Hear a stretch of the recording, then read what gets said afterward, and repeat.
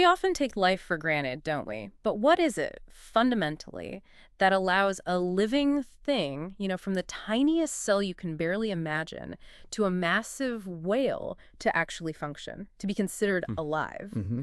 Today, we're diving deep into the fascinating world of animal physiology. We're drawing our insights directly from Animal Physiology, from Genes to Organisms, second edition. A foundational text. Absolutely. And our mission here isn't just memorizing facts. It's about unlocking the core knowledge, those nuggets that help you understand the intricate mechanisms, the evolutionary stories behind how animals work, from the molecular level right up to how they interact with their environment. Right. Think of it as your shortcut to being truly well-informed about the incredible biology of life itself. Okay, let's unpack this. When we explore how living things work, biology actually gives us two fundamental ways to look at it: the how and the why. Let's start with the how. Okay. This is the mechanistic or proximate explanation. It focuses on the physical and chemical processes, sort of the nuts and bolts of a function. How it actually works, step by step. Exactly. Take shivering in mammals. How does it happen? Well, when temperature-sensitive nerve cells detect a drop in body temperature, they send a signal. To the hypothalamus, right? Yeah. The body's thermostat. Precisely. Yeah. And that triggers these rapid oscillating muscle contractions, that's the shivering, which generate heat. It's a beautifully orchestrated, immediate physical response. What's fascinating here is that the how is just one side of the coin. The why, that's the evolutionary or ultimate explanation. It asks the deeper question, how did it get this way? The history behind it. Exactly. It reminds us that biological traits aren't just random.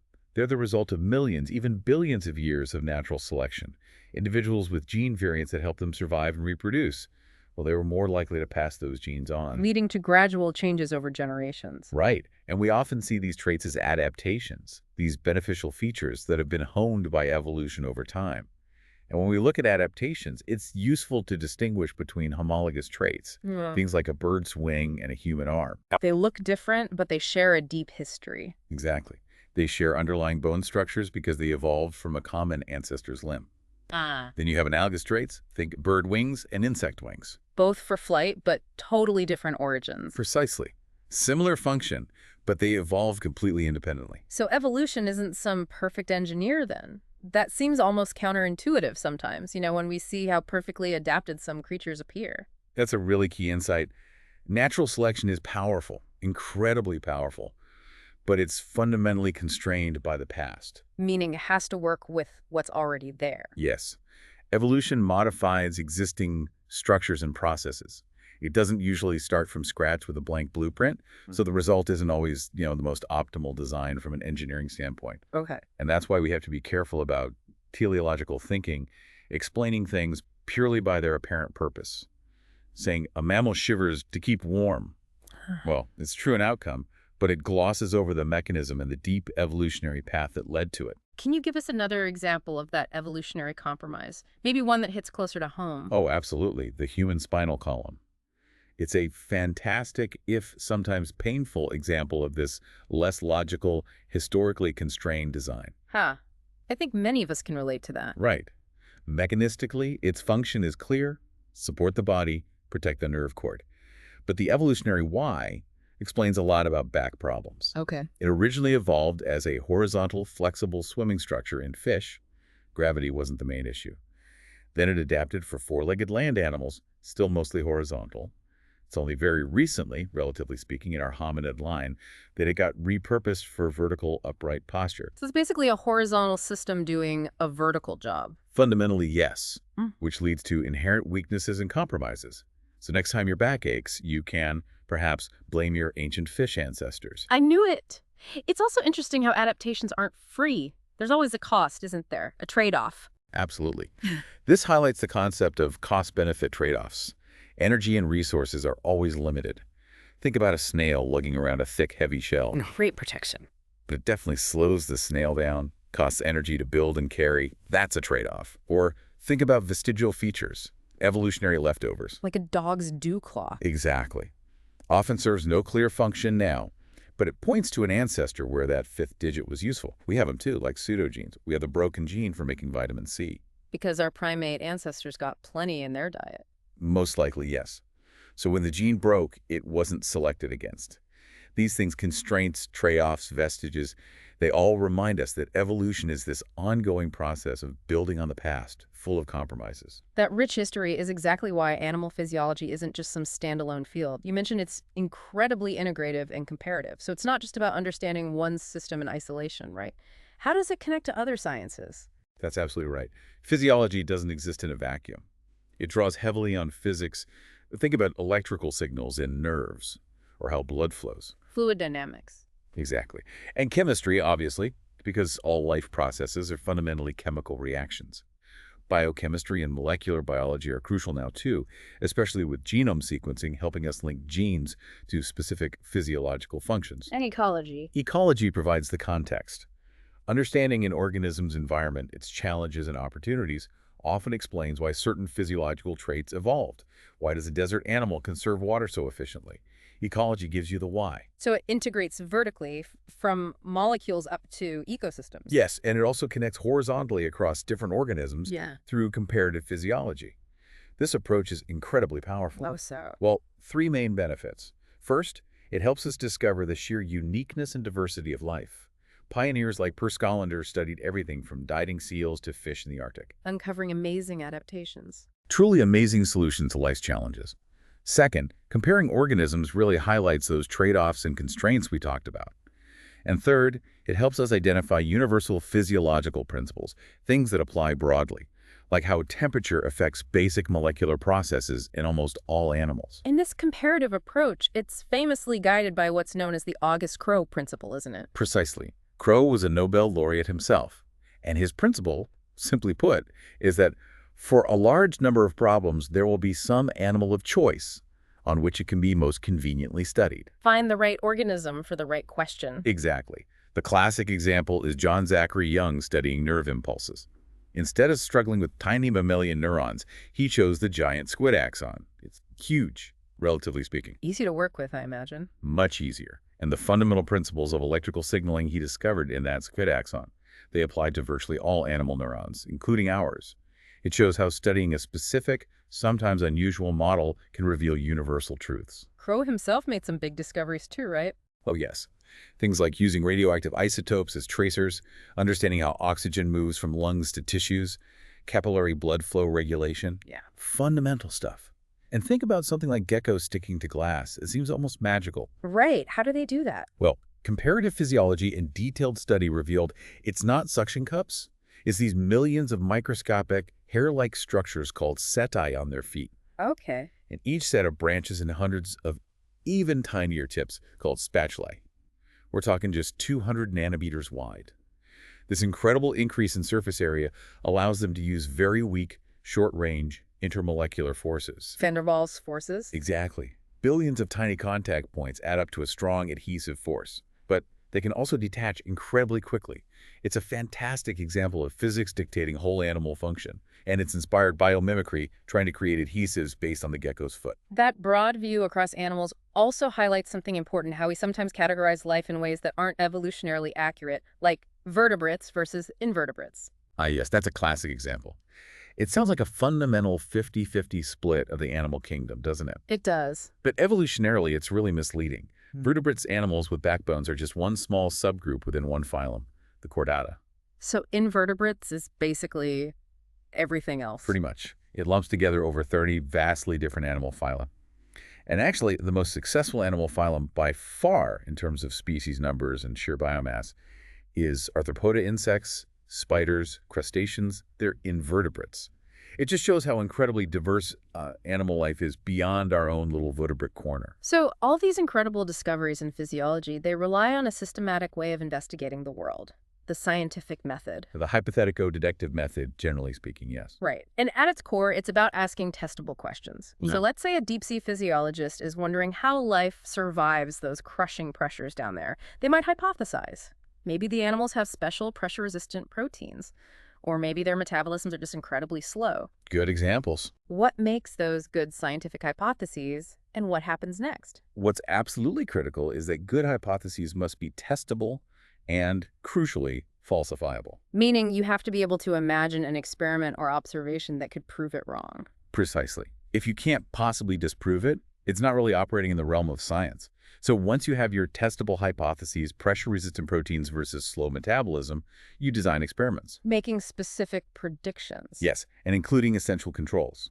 For the deep-sea protein idea, you'd compare proteins from deep-sea animals and related shallow water animals. You'd test how well they function under normal pressure versus high pressure in the lab. And the results feed back into the process. Always. It's rarely linear. Maybe you find some proteins are resistant, but not all. That leads to new questions. Are there other protective molecules involved? Is metabolism also slower? It's this ongoing cycle of hypothesis, prediction, testing, and refinement. And when a hypothesis consistently withstands testing and alternative explanations are falsified, it can eventually gain the status of a scientific theory. Okay, bringing it right down to the basics. What's the absolute fundamental unit that makes all this incredible animal physiology possible? Where does it all start? It all starts with the cell. The cell theory is foundational. It states that the cell is the smallest unit capable of carrying out all the processes we associate with life. And what are those basic functions? Every single cell is this astonishingly complex entity. It has to perform certain basic functions just to stay alive.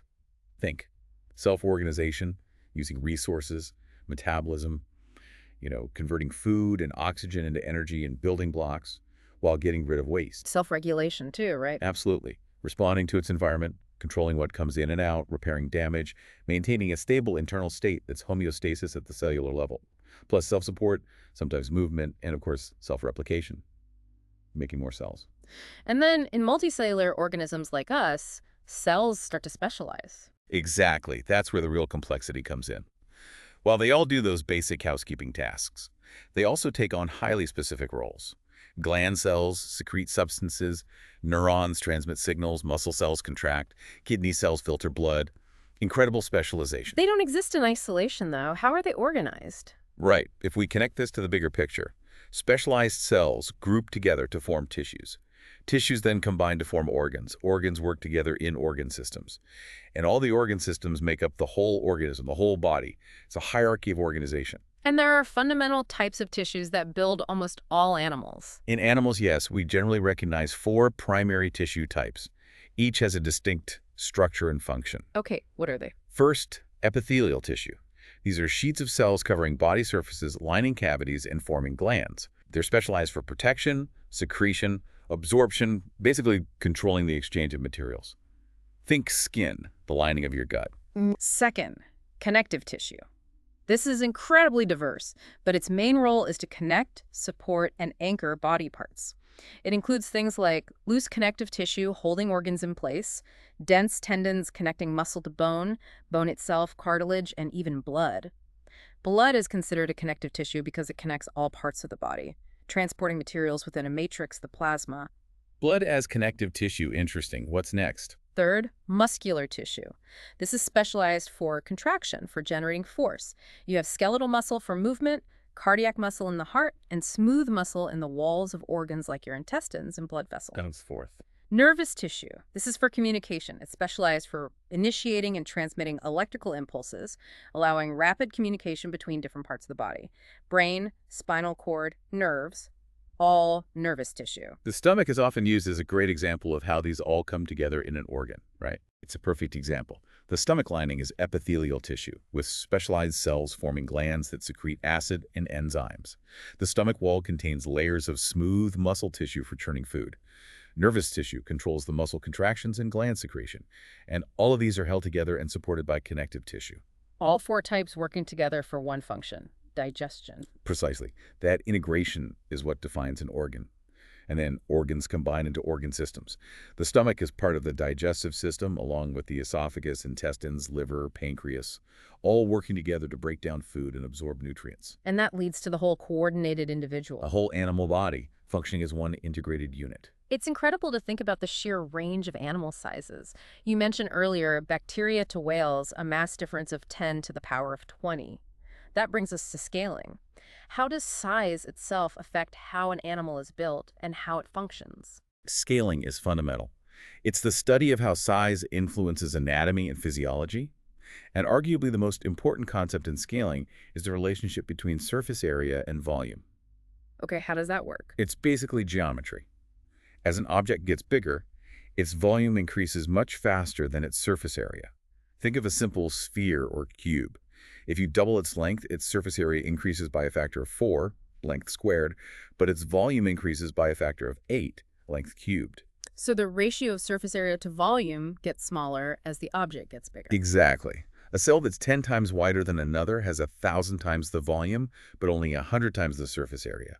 Its surface area to volume ratio is only 1/10 that of the smaller cell. Okay, here's where it gets really interesting. What are the real-world biological implications of that simple ratio? They are profound. It affects almost everything. Consider nutrient uptake and waste removal. These processes happen across surfaces, the cell membrane, the skin, the lining of the gut or lungs. A larger organism has relatively less surface area available to serve its much larger internal volume.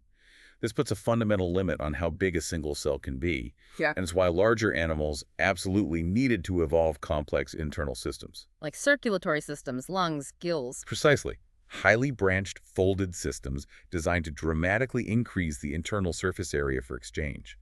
Think of the surface area inside your lungs. It's enormous. Okay, what else does this ratio affect? Heat exchange. Heat is generated by the metabolic activity within the volume, but it's lost or gained across the surface area. So larger animals lose heat more slowly. Correct. They have a lower surface area to volume ratio, making it easier for them to retain heat. That's a big reason why mammals and birds in cold climates tend to be larger. Think polar bears versus Arctic foxes. Small animals lose heat very rapidly. And skeletons, does it affect support? Absolutely.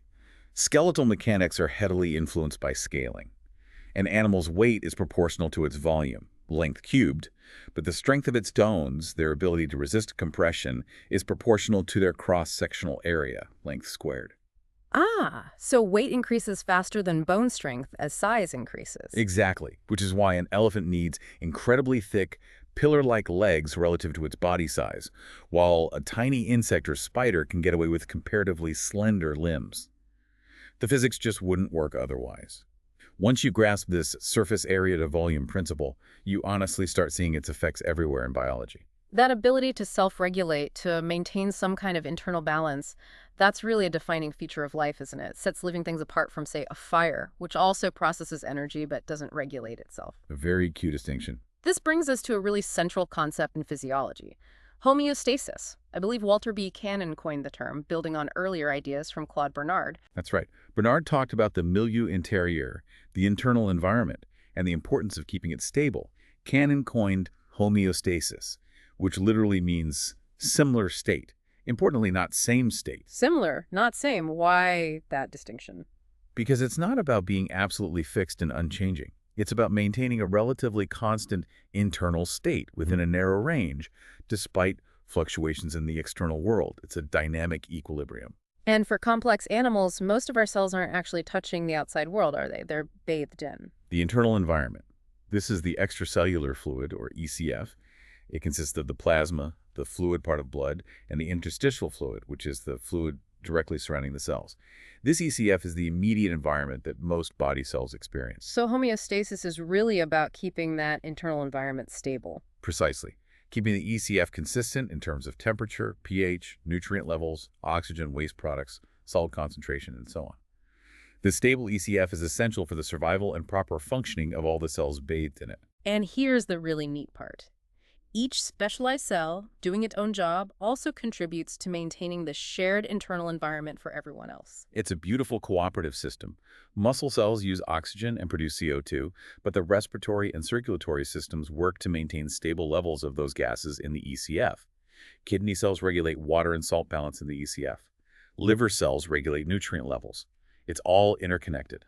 What are some of the key factors that are typically regulated homeostatically? Well, we've mentioned several. Concentrations of energy-rich molecules like glucose, oxygen and carbon dioxide levels. CO2 is critical because it affects pH, levels of waste products, overall pH, concentrations of water, salt, and other electrolytes like sodium, potassium, chloride. And for many animals, especially those with circulatory systems, blood volume and pressure are crucial. And of course, temperature is a big one for many species. It's amazing how many things need to be kept in balance. It is. And the concept can even be extended. Some biologists talk about social homeostasis in highly organized insect colonies, like termites or ants. The colony as a whole acts like a superorganism, regulating factors like population density or the ratio of different caste, soldiers, workers within the nest. It's fascinating. So going back to the individual organism, you stressed dynamic, steady state, not fixed. And organisms have different strategies for dealing with environmental change, right? They aren't all regulators like us mammals with temperature. Correct. There's a spectrum. You have regulators like mammals and birds for temperature, which maintain a relatively constant internal state regardless of the external environment. This often costs a lot of energy. Then there are conformers. Conformers allow their internal state to vary along with the external environment. Most marine invertebrates, for instance, conform to the temperature and salinity of the surrounding seawater. It's energetically cheaper, but it means their cells have to be able to function over a wider range of conditions. And the third strategy. Avoiders. These organisms minimize internal fluctuations by simply avoiding environmental disturbances altogether. Think monarch butterflies migrating south to avoid winter colds, or desert animals being active only at night to avoid the heat. It's a behavioral solution to a physiological challenge. What about situations where regulating one thing might mess up another? You mentioned blue crabs earlier. Ah, yes, enantiostasis. That's a really clever strategy. Literally means opposite standing. It's about achieving consistency of function by changing one physiological variable to counteract the detrimental effects of changes in another. To the blue crab example. Right. When a blue crab moves from salty seawater into a less salty estuary, its internal salt concentration drops. This lower salt level normally makes its oxygen-carrying pigment, hemocyanin, less effective at binding oxygen. So it should have trouble breathing. You'd think so. But instead of fighting desperately to keep its salt levels high, the crab does something else. It actively increases the pH, makes it more alkaline of its internal fluids, partly by managing ammonia levels. This increased pH actually boosts hemocyanin's ability to bind oxygen, counteracting the negative effect of the low salt. So it maintains oxygen transport function by adjusting pH, not by strictly regulating salt. Pretty neat workaround. That is clever. Okay, so how does the body actually achieve homeostasis most of the time? What's the main mechanism? The workhorse of homeostasis is negative feedback. Like a thermostat in a house. Exactly like a thermostat. It's the perfect analogy. A negative feedback system has three core components. A sensor that monitors the variable being regulated, like a thermometer measuring room temperature. Okay. An integrator or control center, the thermostat itself, that compares the sensor's input to a desired value, the set point. The temperature you want. Right. And an effector, the furnace or air conditioner, that takes action to counteract any deviation from the set point. If the sensor detects the room is too cold compared to the set point, the integrator signals the effector, the furnace, to turn on. And when the temperature gets back to the set point? The sensor detects this, the integrator registers it, and the effector is switched off. The key is that the response, heating, opposes or negates the initial disturbance, getting too cold. That's why it's called negative feedback. And our bodies use this for temperature regulation too. Absolutely. Temperature sensors in the body send signals to the hypothalamus, the integrator, which compares it to the set point, around 37 degrees C or 98.6 degrees F/Pu. If you're too cold, effectors like muscles, shivering, and blood vessels in the skin, constricting, are activated. If you're too hot, other effectors like sweat glands and skin blood vessels dilating kick in. And often there are opposing effectors, right? Like the furnace and the air conditioner. Yes, that's called antagonistic control. Having two effectors with opposite actions allows for much finer and more rapid adjustments around the set point. Shivering warms you up, sweating cools you down. One speeds up the heart, another slows it down. Very common in physiology. And we shouldn't forget that behaviors can act as effectors too. Putting on a sweater, moving into the shade. Definitely. Behavioral thermoregulation is hugely important for many animals. Migration, seeking specific microclimates, these are all effectors in a homeostatic loop. Now, is basic negative feedback perfect? Does it have any downsides? Well, it's effective, but it does have inherent limitations. There's often a delay between detecting a change and the effector fully correcting it. And because of that delay, the system can sometimes overshoot the set point before settling down. So evolution has added some refinements. Indeed. Two major enhancements help overcome these issues. First, anticipation or feed-forward systems. These detect or predict disturbances before they actually disrupt the regulated variable. Like sensing cold air on your skin before your core body temp drops. Exactly. Skin temperature sensors can trigger vasoconstriction or even shivering before your deep body temperature changes significantly. It anticipates the potential drop. Another example is insulin secretion, starting even before glucose levels rise in your blood after a meal, just based on signals from the gut. It anticipates the influx of sugar.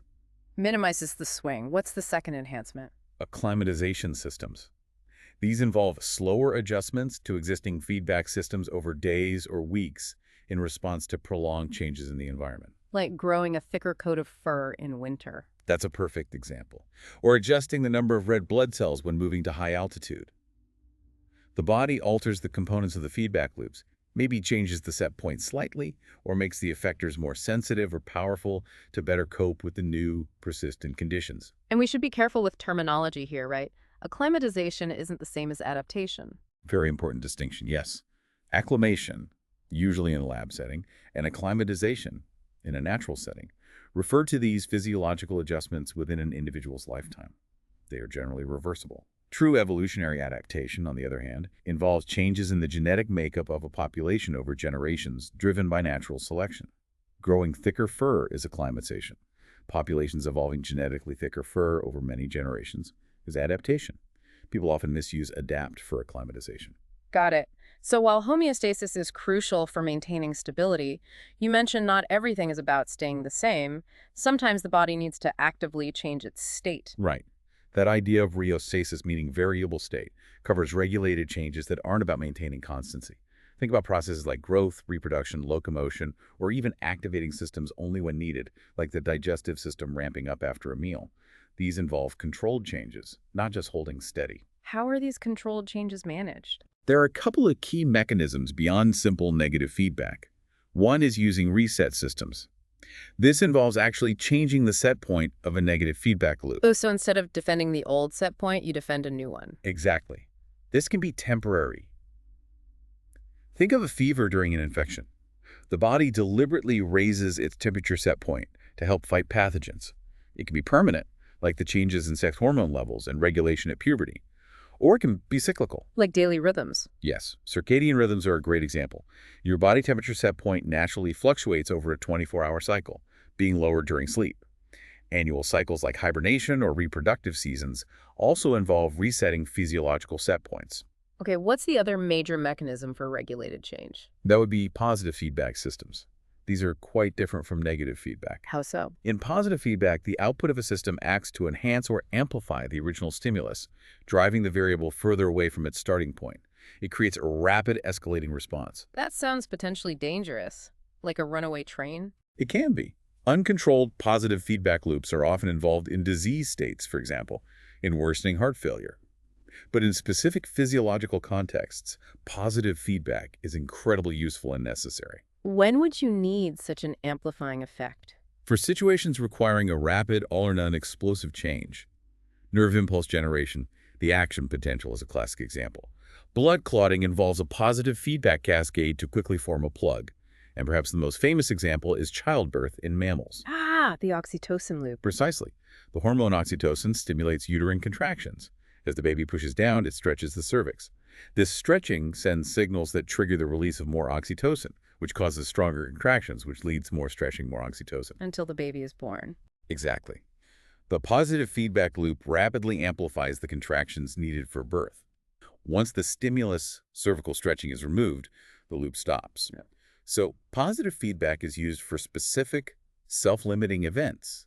And of course, disruptions in any of these regulatory systems, homeostasis, resets, positive feedback can lead to malfunction or pathophysiology and potentially serious health consequences. Now, it's really easy to fall into the trap of thinking the brain is like the central command center, meticulously controlling every little thing in the body, but you're saying that's not quite right. That's a common misconception. While the brain and central nervous system are obviously critical, control in complex animals is much more hierarchically distributed. It's more like different levels of management rather than one single dictator issuing all the orders. Why is that distributed control important? More efficient? Much more efficient and allows for local responsiveness. We can distinguish between two main levels of control. First, you have intrinsic controls, also called local controls. These are regulatory mechanisms that operate entirely within a single tissue or organ. Okay, like what? A great example is an exercising muscle. When a muscle becomes active, it rapidly uses up oxygen and produces carbon dioxide and other metabolic byproducts right there, locally. These chemical changes directly cause the small blood vessels within that muscle to dilate or widen. So blood flow increases right where it's needed automatically. Exactly, without waiting for signals from the brain or hormones. Hmm. It's a rapid, local response tailored to the immediate needs of that tissue. Very efficient for basic moment-to-moment adjustments. But sometimes the whole body needs to coordinate, right? Absolutely. That's where extrinsic controls come in. These are regulatory mechanisms initiated outside of an organ, typically by the nervous system or the endocrine system, hormones. And these can coordinate multiple organs. Yes, they orchestrate responses across different parts of the body to meet broader goals. And importantly, extrinsic controls can often override intrinsic controls. Can you give an example? Think about that exercising muscle again. The local intrinsic control dilates its blood vessels. But if you're exercising really intensely or facing a stressful situation, your nervous system, an extrinsic control, might step in. It can cause blood vessels in your digestive system to constrict, diverting blood away from digestion and towards the active muscles and brain, prioritizing the immediate need for oxygen and fuel delivery there. So the body's overall needs can override local demands. Precisely. It's about integrating needs at different levels. And when we look at the whole body, we can group the major organ systems based on their primary contributions. You have the whole body control systems themselves, the nervous system for rapid, specific responses and higher functions, the endocrine system for slower, longer-lasting regulation via hormones, and increasingly the immune system is recognized as a crucial third control system involved in defense and communication. Makes sense. Then you have support and movement systems. The skeletal system providing the framework, protection, and calcium storage, and the muscular system enabling movement and generating heat. The systems that keep everything running day to day. Those are the maintenance systems, the circulatory system for transport, the respiratory system for gas exchange and pH balance, the excretory system, kidneys, for waste removal and regulating water, salts, and pH, the digestive system for nutrient and water absorption, and the integumentary system, skin, providing protective barrier and helping with temperature regulation. And finally, Reproductive systems. While not essential for the day-to-day homeostasis of the individual, they are obviously crucial for the perpetuation of the species. The real core insight here, wrapping it all together, is that the body is this incredibly coordinated whole. It truly exemplifies the idea that the functioning whole is greater than the sum of its separate parts. Through specialization, cooperation, and interdependence, trillions of individual cells combine to form this unique, single living entity, the organism capable of feats far beyond what any single cell could ever achieve alone. so what does this all mean? We've gone on quite a journey today, haven't we? Started with the fundamental how and why of physiological processes, exploring how things work mechanically and how they got that way through evolution. We've looked at the incredible organization of life, scaling up from molecules and cells to tissues, organs, and whole systems. We discovered the vital importance of homeostasis, that dynamic, steady state, and also the necessity of regulated change through mechanisms like resets and positive feedback. Right, it's not all about staying the same. Exactly. Yeah. And we've just appreciated the hierarchical, distributed control that orchestrates this whole complex operation. Understanding animal physiology, really, it means seeing this constant, intricate dance between maintaining internal stability and allowing for necessary, controlled change, all shaped by millions of years of evolutionary history.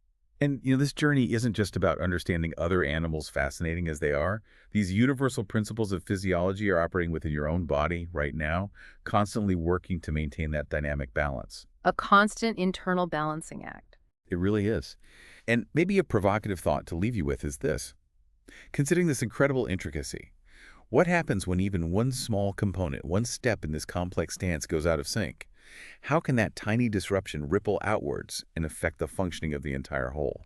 It really makes you appreciate both the incredible resilience and perhaps also the inherent fragility of life. That's a powerful thought to end on. Thank you for joining us on this deep dive into the foundations of animal physiology, drawn from animal physiology, from genes to organisms. We really hope you've gained a new perspective today and maybe picked up some fascinating insights into the truly amazing ways that life works.